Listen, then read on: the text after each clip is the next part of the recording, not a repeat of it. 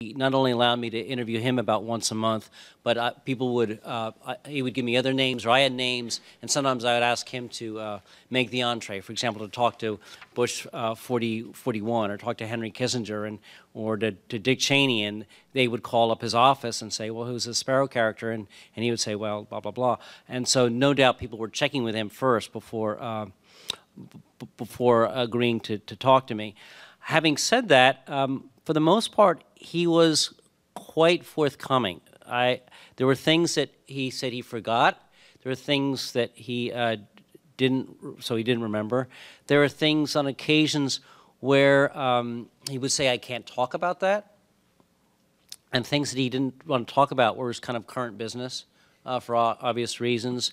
As head of National Security Advisor, he's also overseeing the committee that plans and commissions covert actions. And so these things he didn't talk about.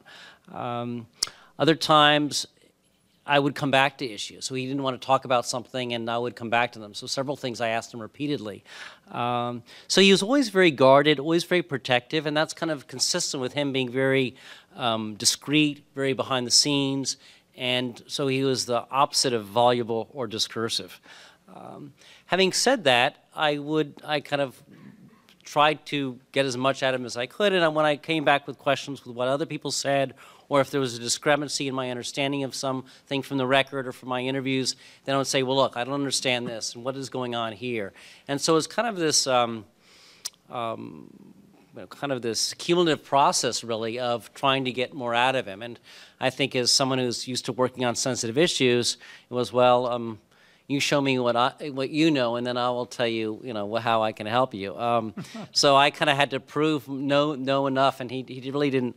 Occasionally he would volunteer things, and more, of course, about his childhood or early years than later. But so we had a friendly relationship. We have a good relationship. But I think the fact that I'm a generation younger than he is, not in sort of Washington, in some ways maybe that helped me.